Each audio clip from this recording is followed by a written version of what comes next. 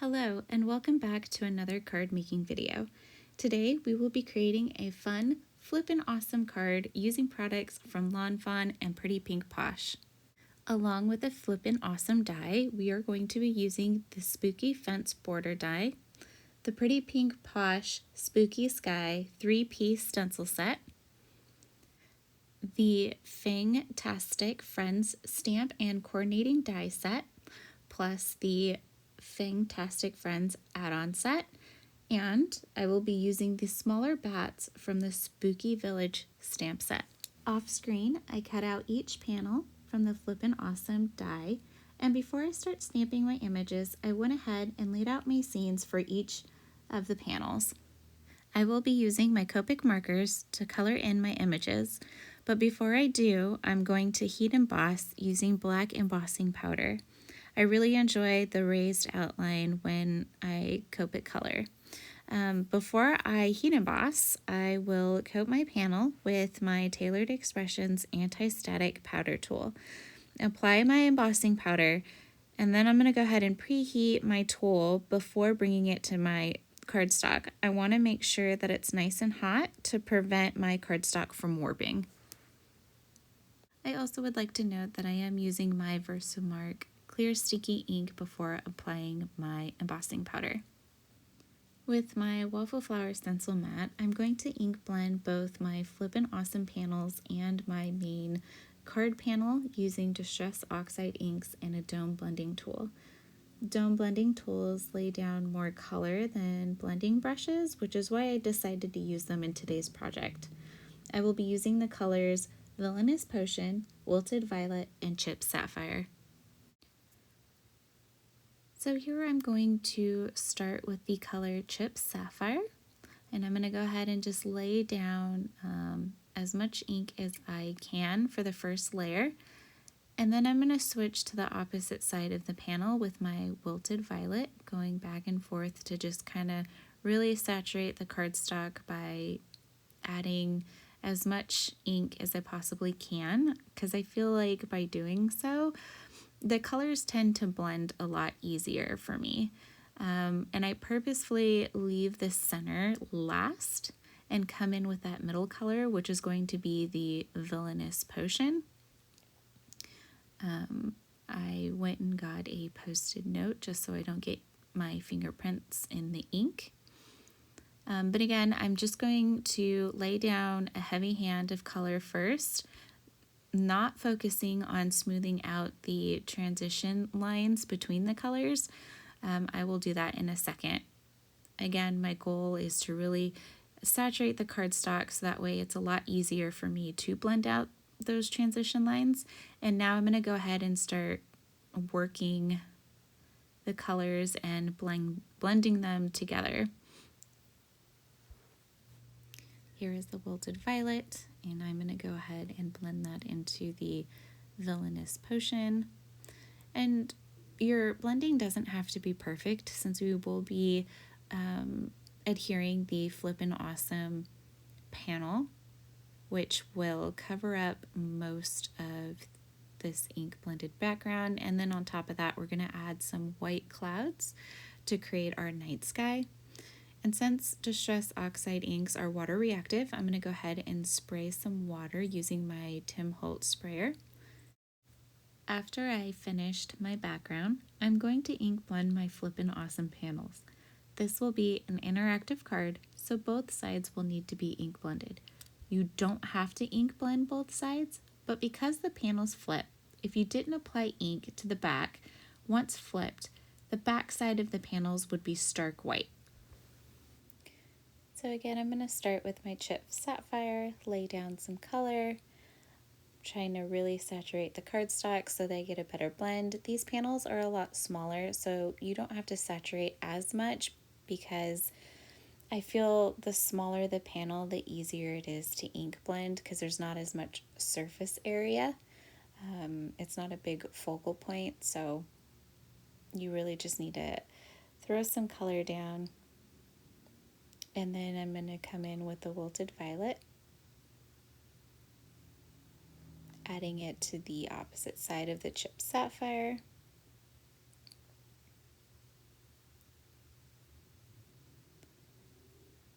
And then I'm going to flip the panels over and repeat the same steps.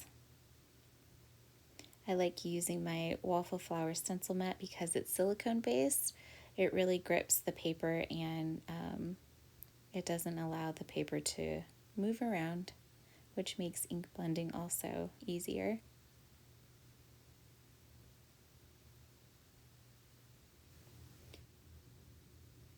And now I'm going to go ahead and switch to the Villainous Potion and ink blend the centers. So I went ahead and sped up the video, otherwise this would be a very long tutorial. I'm going to spritz some water on my panels so that way they blend into our main background. Once I'm finished ink blending my background and my panels, I'm going to go ahead and use my Pretty Pink Posh Spooky Sky stencil and apply clouds to my background using my Hero Arts Unicorn White Pigment ink and a blending brush. And since I don't want to contaminate my ink pad, I went ahead and smushed the white pigment ink onto my stencil mat. I'm only going to apply clouds to the upper portion of my panel since the bottom portion will be covered up by the fence and the Flippin' Awesome mechanism is going to go in the center of the card.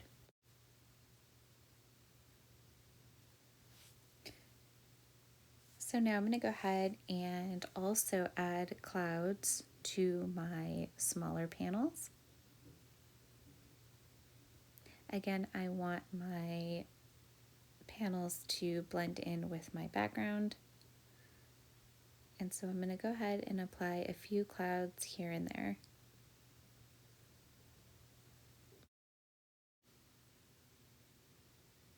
Again, I did speed up the video just to save us some time since I am just repeating the same steps and process on all of my panels. Off screen, I did ink blend this portion of the mechanism, but I did leave it in the video so that way you can see that I did apply clouds to this portion as well.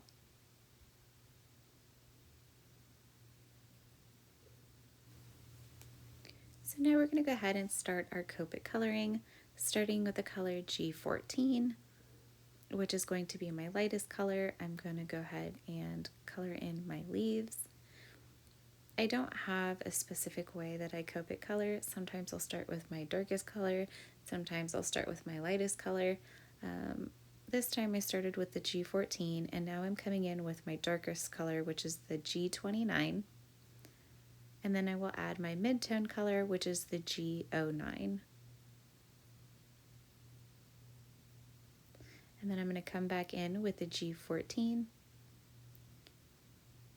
to blend everything out, using Y38 to color in my stars. And then for my spider, I'm going to use the color N6, followed by N8,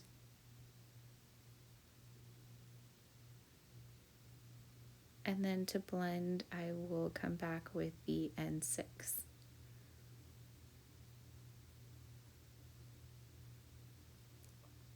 For my branches, I'm using the colors E70, laying down my lightest color first.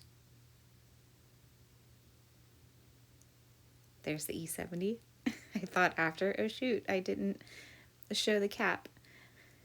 And then I'm going to lay down my darkest color, which is the E79. It's really hard for me to film Copic coloring. Usually I like to really be on top of my panel when I'm Copic coloring, so this was really hard for me to not get my head in the way and record how I Copic color. So here's my mid-tone color, which is the E74, and then I'm going to bring in the E70 to blend everything out.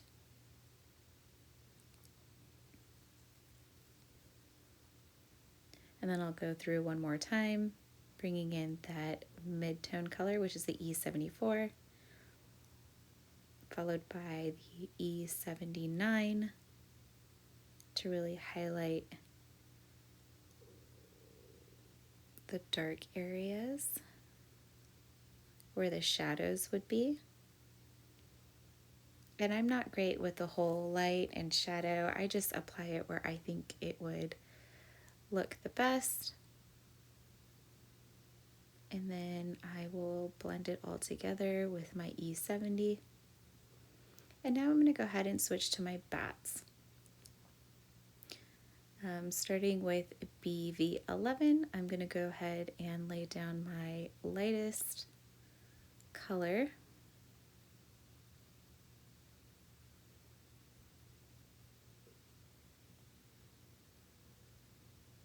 Followed by BV13, which is actually the mid-tone. So see, I even switched it up here and didn't even follow my other Copic coloring process.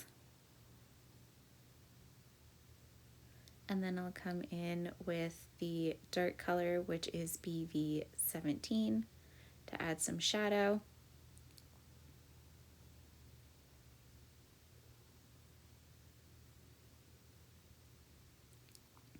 In fact, later I come in with a fourth color because I felt like that was not dark enough. And then I will blend out that dark color with my mid-tone color, followed by the lightest color, which was the BV11. And here's where I'm going to add in the pink using I believe that was R2, yeah, R21.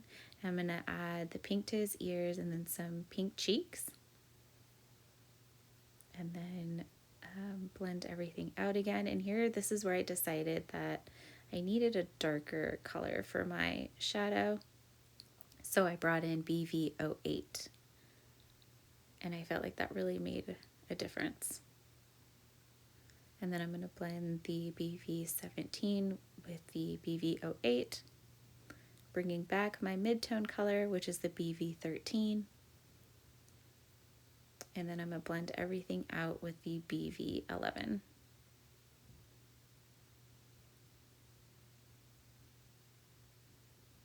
And I used the same colors on all the bats. I did speed up the video so that way I wasn't coloring all bats. Otherwise, again, this video would be extremely long. And so here I'm starting with the BV08, which is the darkest color. So I'm kind of all over the map when I'm Copic coloring. I know there's a specific way and there's other people who do wonderful Copic coloring. I'm just not a professional with it, so I do my best. Again, laying down the darkest color, followed by the BV17 to kind of blend that out.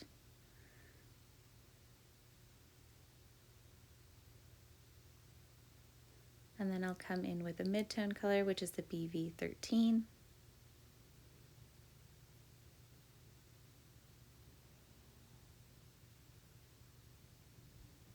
And then use my lightest color to blend everything together, which was the BV11.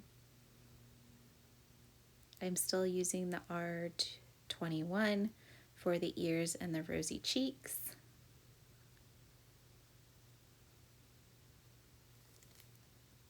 Here I'm going to go ahead and go over the colors one more time.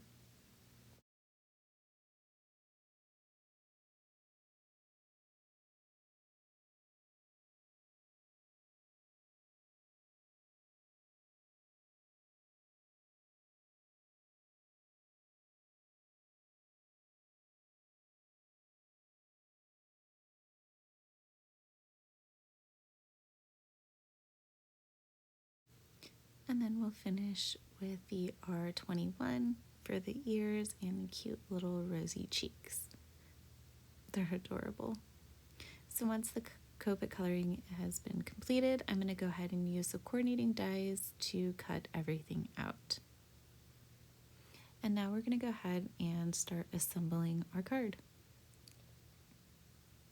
Now the Flippin Awesome not only die cuts the mechanism, but it also creates these score lines.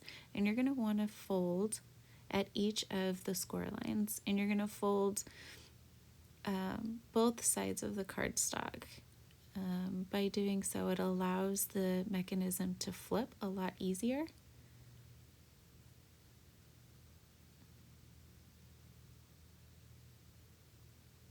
And I want to make sure everything is lined up before I use my bone folder to really burnish those lines.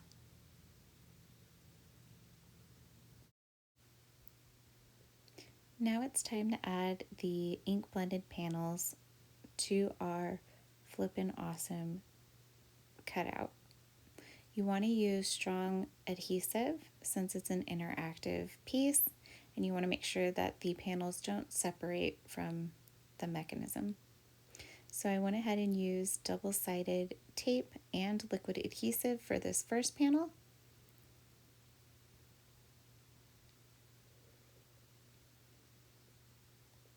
And then I'm going to go ahead and adhere the other panels only where the score lines are. You don't want to add liquid adhesive on top of the ink blended background, otherwise the mechanism itself will not flip.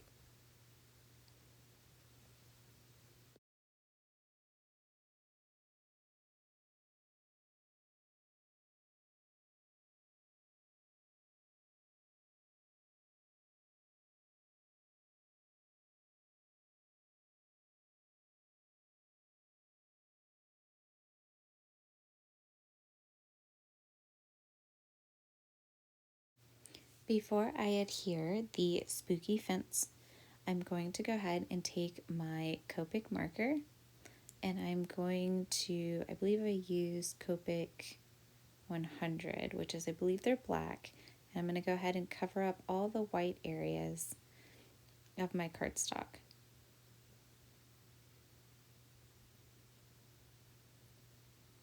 Using my liquid adhesive, I'm going to go ahead and apply that to my background.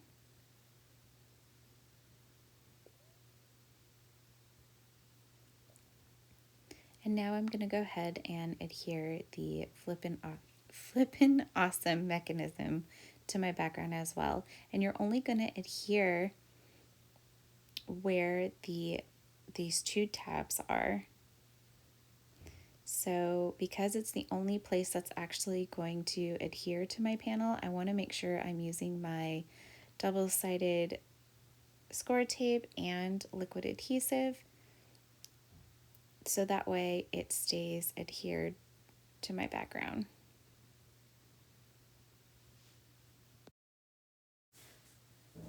So now we're going to lay out our scene, and to be honest, I probably would recommend you doing this before you build your mechanism. It would have been a lot easier, but this works as well. I'm just using my liquid adhesive and my reverse tweezers to build a scene. The only time this was a little difficult is when I had to stamp the mini bats. It made it a little difficult. I did have to bring out an acrylic block and stamp the old-fashioned way. So again, I probably would have done this before I actually built my mechanism.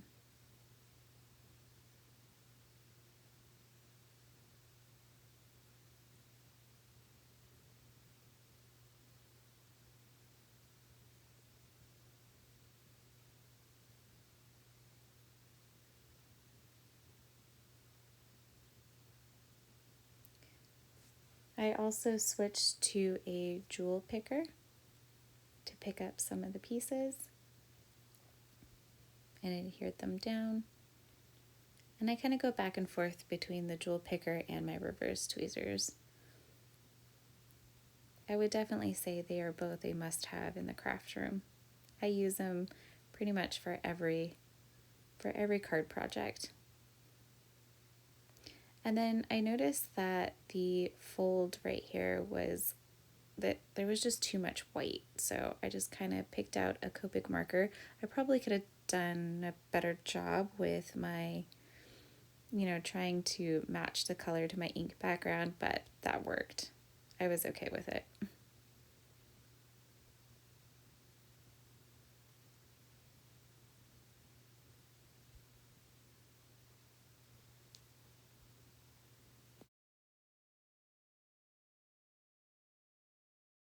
So my branch is a little too long for this panel, and that's okay. I'm just going to go ahead and use my scissors to cut off the excess that's hanging over. And I'm also going to do the same for my fence. And this is the portion of the card that I was talking about, stamping my mini bats. It would have been a lot easier if I did this before adhering everything together, but it all worked out.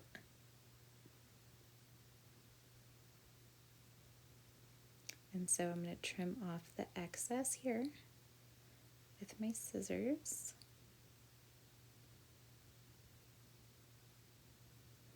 And the die set comes with an arrow that you can adhere to the pull tab, letting the recipient know that they are allowed to pull. I just cut that out with some scrap cardstock in the color blue. I don't even know, it was in my scrap bin, so I couldn't even tell you which brand of cardstock I used.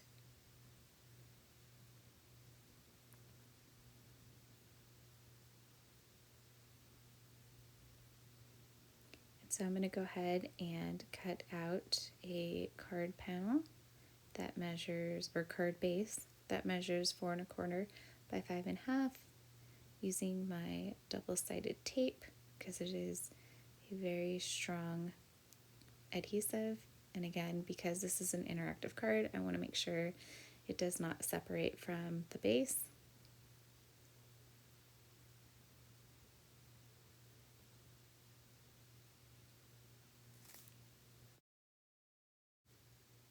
Anytime I'm using score tape, I also like to add liquid adhesive. It gives me a little wiggle room if I need to move things around. In this case, I didn't need to, but it's always best practice for me to do it.